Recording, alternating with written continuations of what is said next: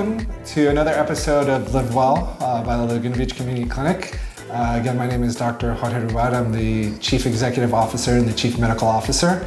And I'd like to introduce Dr. Lauren Rubal, who, Hi. Thank you for joining us today. For those of you who don't know Dr. Rubal, she went to medical school at the University of Miami at their 6-year accelerated program, and then did a residency at LA County USC, followed by a fellowship in reproductive endocrinology and infertility, but that wasn't enough. And she just finished up a 2-year fellowship at the Andrew Weil Institute of Integrative Medicine with the University of Arizona, which is why we're having her talk today about food as medicine. So there's a big push in medicine to go this integrative route in terms of medicine. Even UCI has their Samueli Center, and which they're looking to grow. But a lot of people don't even know what integrative medicine is. So do you want to introduce that to our viewers? Yeah, hi, thank you all for having me. I'm so excited to talk to you about integrative medicine today because I truly believe that this is the future of medicine by going back to its roots. And what I mean by that is that integrative medicine is really healing. It's how to heal ourselves, how to be with our patients, present, walking alongside them, but focusing on their whole person, body, mind, soul, and really incorporating evidence-based but very, again, holistic options to help people live well.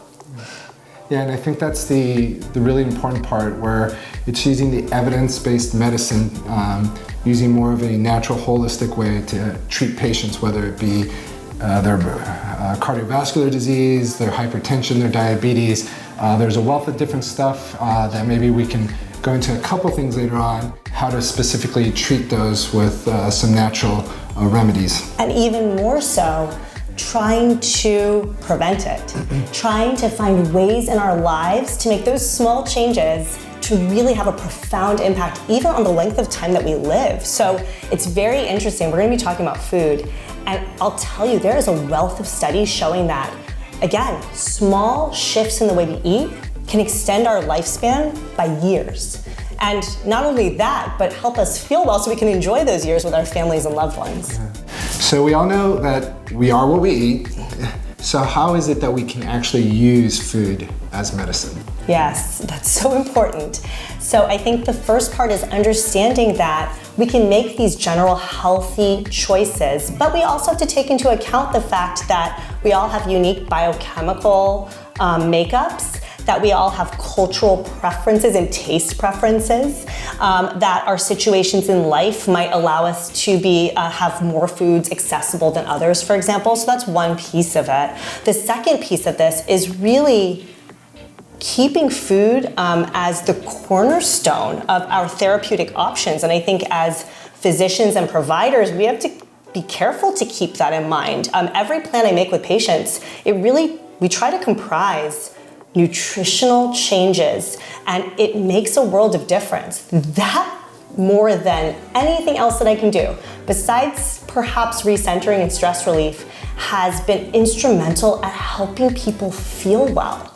And so I'm excited to share it with people because you'll start feeling better potentially even within weeks and certainly within months. And I think that brings us to another point, which is how to do that in a practical way. Well, I think one of the important points that you just hit on is the fact that it's a very common discussion that I have with patients. I tell them it's very easy for me to write a prescription for them, whether it be for their high blood pressure, their diabetes, their cholesterol, their asthma, or any GI issues, which we know diet affects all these things. And I always tell them, I can write a prescription for you. It's really easy for me, and I can send it to the pharmacy. It'll be ready in half an hour. Or we can make some changes in your life, whether it be diet or exercise, so that hopefully you can take control of this yourself and manage it without medication. Because as I always tell them, and they laugh at me, the best medication is no medication, right? If you can take control of this yourself and take ownership and live a better life with the choices you're making. Yes, I love that. That's what I tell all my patients too, is my hope is that we have you on nothing in a few months, or at most, we reassess and we can kind of decrease the amount of interventions we're doing. Absolutely, yeah. So kind of like a baseline, how are we in the US as a society or as a whole doing? Well, I think there's, the silver lining on this is that I think there's been a resurgence of interest in incorporating nutrition into our lives, and into our health. But unfortunately, I think that with the advent of processed foods, of packaging, of extended shelf lives, of fast food, and the ease and the tastiness, quite frankly, of many of these options, the American diet has really become overwhelmingly filled with kind of fake foods. And what I mean by that is there's these interesting studies of almost 40,000 youth, ages 2, toddlers, to 19. And what they see is that 2/3 of what those kids are consuming on a daily basis is ultra processed. And what that means is that has been stripped from honestly the majority of its nutritive value. And it's just comprised of refined sugars, of trans fats, of things that we know is associated with heart disease and major issues, diabetes, down the road. And when you look at it for adults, because we say, okay, fine, I mean, we've got picky kids, so we get it. Yes, we've given them that ultra processed foods before because we want them to eat, or we're kind of tired, quite frankly. But at the same time, when we look at adults even, we see that almost 60% of another cohort of about 40,000 US men and women are eating ultra processed foods. So it's again something that we have to be mindful of and work to change in our own lives. So I know that there's an acronym to describe the American diet. So can you kind of explain what that is and what we want to shift towards? Yeah, so the acronym is quite fitting in some ways. It's SAD. And so what that means is the Standard American Diet. Again, as I mentioned, what that's comprised of is really of trans fats. Those are fake fats that are solid at room temperature. It's comprised of certainly of refined sugars, which unfortunately our body doesn't know how to process those well. So that goes straight from our stomach, spikes into our bloodstream, and then causes a resultant spike in our insulin as we're trying to kind of keep those sugars at bay. And again, that's part and parcel of the development of diabetes, which unfortunately is afflicting so many of us. It's a decrease in fibers, which help our gut, which help our good guy bacteria, the microbiome, which help us control our sugars and our cholesterol. So it's really a focus on fried foods as well. And so that's really what the American diet we can think of classically contains. So we want to go from sad to glad. Yeah, right. Yeah, and so even when you look at the food pyramid that we wanted to share with you guys, when you look at it, you'll know, one of the things that struck me is really the base of a really healthy diet is really the fruits and the vegetables, followed by some forms of carbs with the legumes and the beans. And it's not really until you start getting to midway of that pyramid is where you start seeing proteins, and the vast majority of the proteins that they're recommending are actually fish and shellfish. And then you have to go up a couple levels up that pyramid before you start getting into the lean proteins such as poultry or the lean meats and stuff like that. So when I know for me it's always very difficult because patients come in and they're constantly asking, well, what about this diet or that diet? But is there one diet in particular that studies again have shown is the one that's going to be beneficial to your health and adding years to your life? Yes, I get asked this question too. I would say, even before I answer that, I think that it's important to note that the number one thing I tell all my patients is that my ultimate goal is to, of course, help you be well, but also to decrease your stress. And it is really easy, what I find, to become and feel enslaved by a particular diet.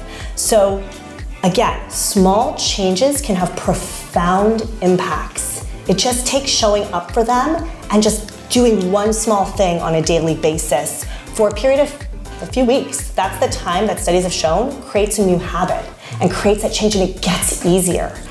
So that's the first part. And to add to that, I think one of the things that I always do with patients to make them realize that is that it's the small wins. So a lot of the times what I tell patients is, the first thing that we need to do is just go home, open up the cupboards, take everything out that you shouldn't be eating that's bad for you.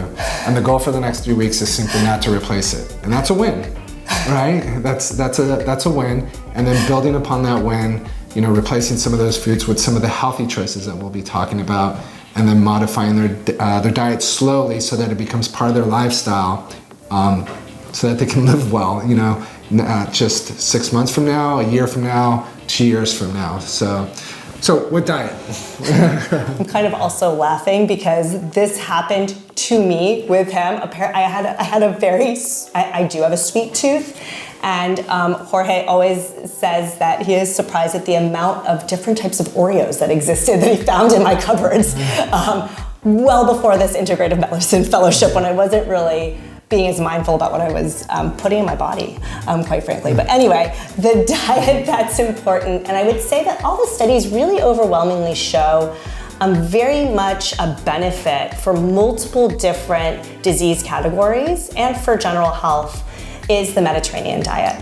And what's nice about the Mediterranean diet is that there's a lot of variations of it, as there are different places in the Mediterranean. And so you can really individualize it to your preferences. But that is, as you can see in that anti-inflammatory diet, it really forms the base of it because it's made up of those green leafy vegetables, an abundance of those. Fruits, ideally low glycemic ones, but a variety, okay? We always talk about focusing on different colors because those different colors actually have different micronutrients and different vitamins which impart those colors and function to give us, again, different minerals and vitamins we need. It's made up, again, of complex carbohydrates, of proteins in the form of fish, and that's because omega-3s are wonderful antioxidants. They're anti-inflammatory. Nuts and seeds, which have been shown, actually nuts, I feel like nuts have gotten a bad rap in some ways because they are high calorie and high fat foods, but multiple studies have shown that they decrease all-cause mortality, cardiovascular mortality, so they're great for the heart as well. And then, like you said, really kind of more sparing is the animal proteins, and if we can have them grass-fed, have them eating open range. Yeah, all the fancy things. I mean, again, we're talking about the ideals, and sometimes that isn't practical or it isn't possible for us, and so we do what we can, and so we can just choose to incorporate a meal a week instead of having an animal protein. Instead, try to make it a plant-based dish. Try to lean on that instead. But certainly Mediterranean is a great starting point. And then we layer on the anti-inflammatory diet, which is a little bit of an extra on top of the Mediterranean. And I'm glad you bring up the anti-inflammatory because that's the one thing, most people look at the anti-inflammatory process and they view it as a good thing, and it is, right? Because that means the body's healing.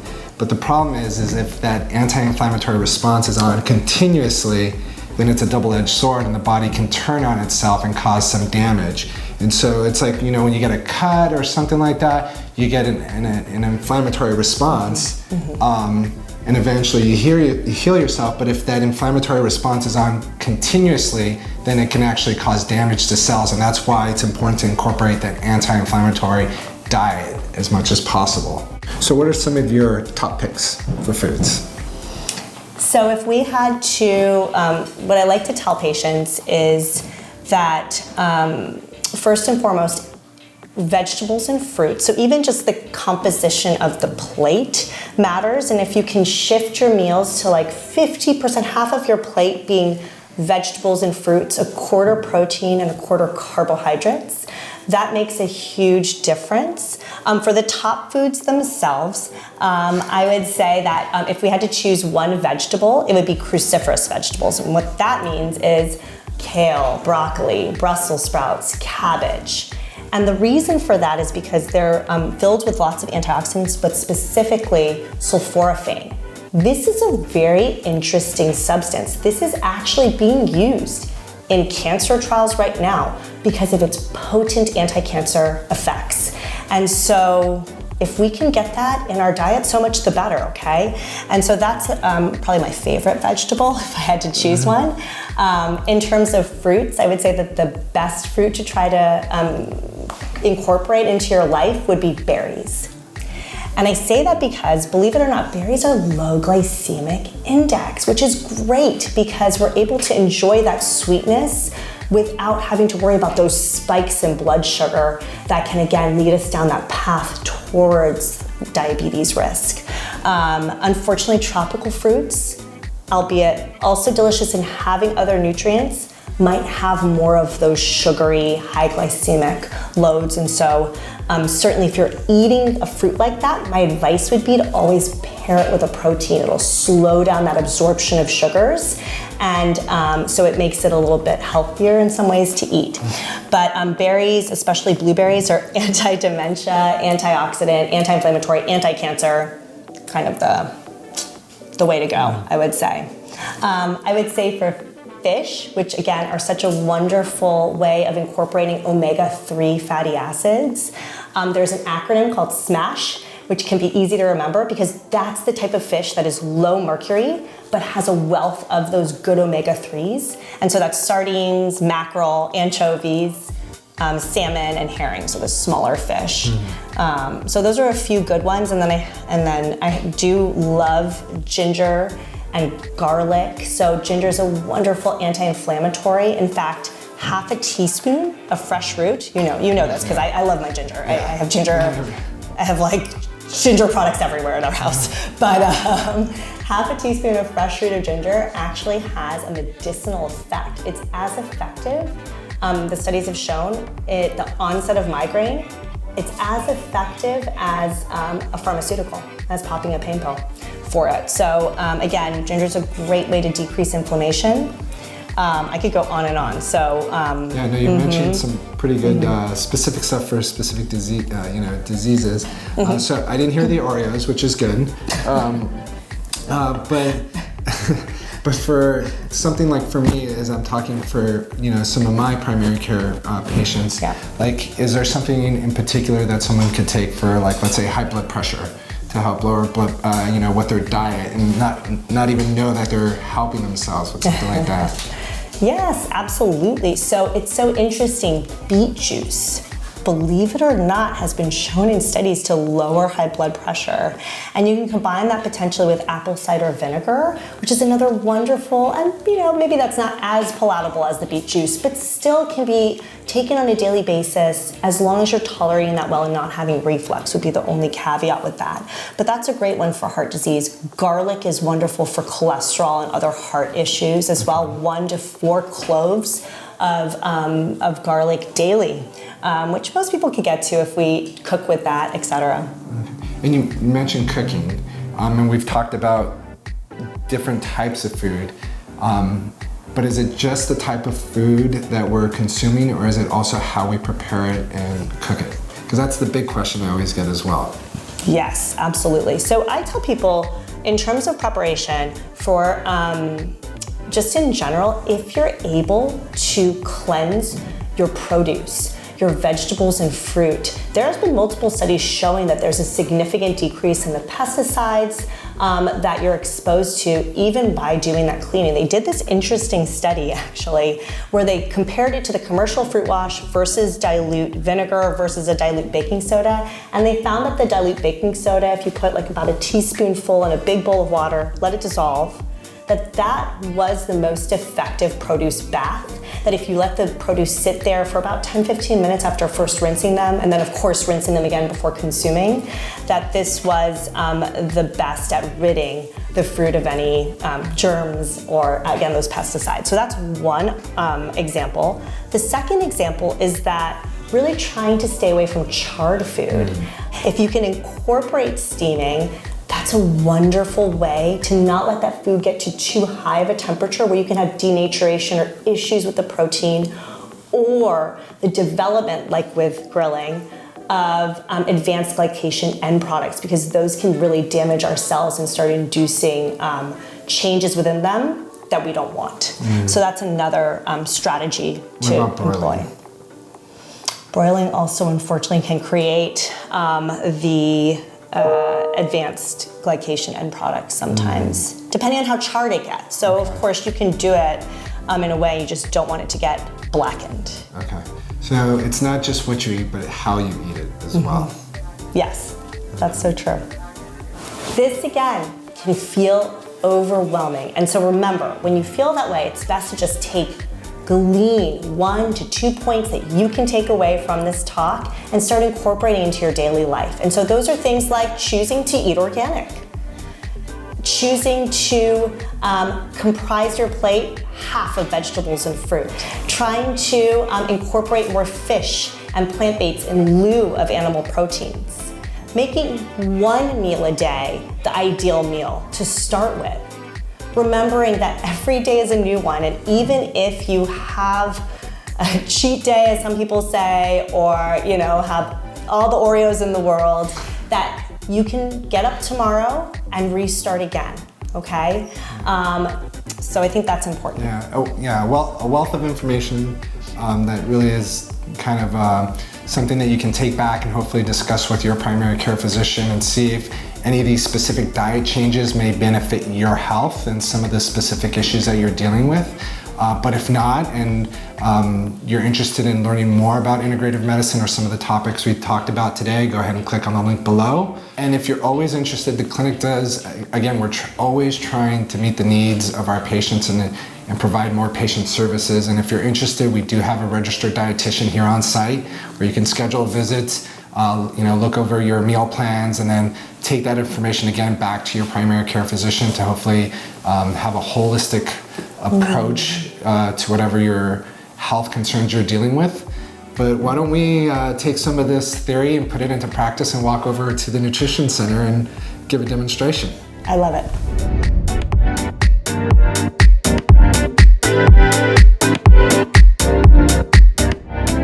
So welcome to our beautiful Nutrition Center, where we do have both individual and group classes with our registered dietitian. And now we're going to put some of that theory we were going over into practice. And this feels a little different for us because even though we do try to incorporate smoothies regularly in our lives, we don't have lots of little kids running around, and all of this is already prepped. So you're going to get to see the ideal here on how we can make a really nutritious smoothie.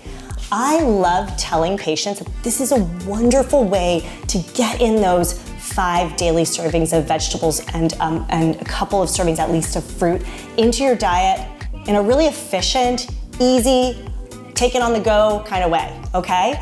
And so here are some of the ingredients that we use. And so we'll start with the base actually. And so why that's important is because there is a variety of bases that is going to change the flavor so much so you don't get bored and feel like you're doing the same exact thing every day.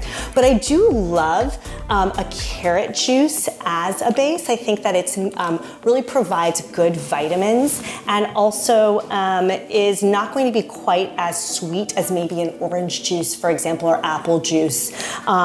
If you can, you could even find some that incorporate turmeric within it for an added anti-inflammatory kick, okay? And so you'll want to just go ahead and pour some of your carrot juice base.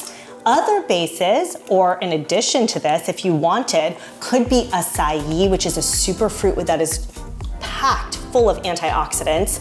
You do have to take care with it though, because those, depending on where you get it, depending on the brand, they may have added sugars. So do take care. Kefir is another one that I truly love. And that's because kefir is a wonderful pre and probiotic actually. And so kefir is a great example. A lot of us though may have dairy intolerances or allergies, so obviously please don't use those. There are some interesting... What can we use then? Yeah, exactly. So what are other types of prebiotics and probiotics? Great question. And so another type would be kombucha. So we can think of fermented foods, and so kombucha is a wonderful example that will provide those same benefits. Maybe not as much for the smoothie, but miso or sauerkraut, as well as kimchi or other great sources of pre and probiotics to help your gut. I do think for some patients, Apple cider vinegar may be a wonderful option too. This has been shown in studies to help with insulin sensitivity, which is going to then again help prevent diabetes, okay? So make him nuts. Exactly. And so they've done studies showing it cuts the absorption of sugars by 1/3. And so I see you just pouring stuff in. It's not a specific ratio. This is all just a taste then. Yes, this is, so typically you can have it according to your taste preferences. With some of these though, for example, the apple cider vinegar, I would start out with only a teaspoon or even less. Just start small because it does have a very distinct odor, taste, and again, because of that issue with irritation of the esophagus. Okay. So we're gonna use a very small amount of that, okay? Just a splash. Yes, exactly. So that was going to comprise our base. Other bases include, again, kefir is a type of that unsweetened yogurt, but you can also opt for the pitaya, which is similar to acai as well, okay? But we want to put some of the fruits and vegetables in it that are going to provide even more of that nutritive value again. And so for these, we can go ahead and use some berries. So, It's just really colorful. And so those berries are going to be wonderful antioxidants, really be great. So we'll just throw a few of those in there as well.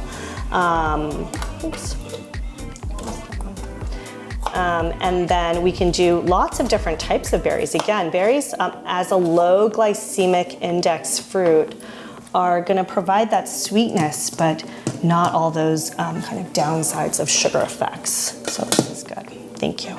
I'm gonna put some in.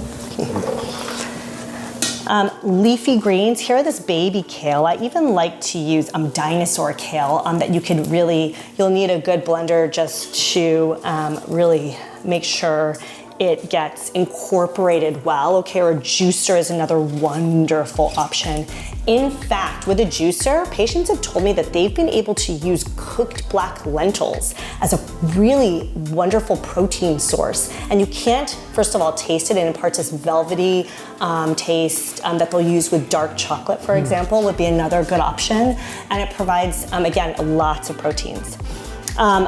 Ginger, as we talked about, is a really wonderful anti-inflammatory, can get in here as well, and we can use that in that smoothie. And then I have the garlic. We're not gonna put it in, but depending on your preferences, you could add some garlic in as well and juice that up. And so those are also gonna go in there. And I always like to use flaxseed because flaxseed's a wonderful source. It has to be ground to get its benefits, but it is a wonderful source of fiber and actually of omegas. It's a source of linoleic acid. So that really helps regulate the gut. Cinnamon is an anti-diabetic, believe it or not. So try to put cinnamon on everything if you are struggling with sugars. And that could be another way to incorporate this. And then finally, we have some of these beets, and you can either make it easy and get beet juice already, or you can buy them pre-made. If you want to do it all yourself and get all those benefits, you can roast those and then pop those in. And that, again, really helps with blood pressure. And imparts, it's a great taste too, earthy taste. So let's give it a try. Yes, I think we can go ahead and turn it on.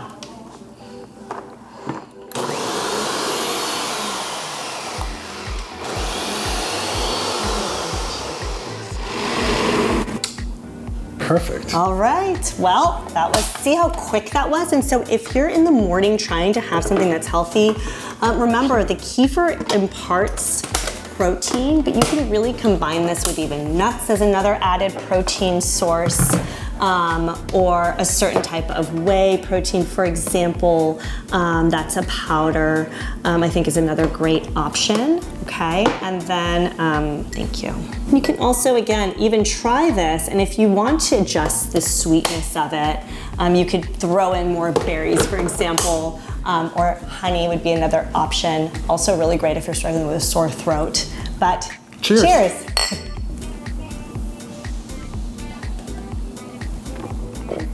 actually really good. I know it is. Well, we hope you enjoyed this informational and fun session with us again, and join us for our next one.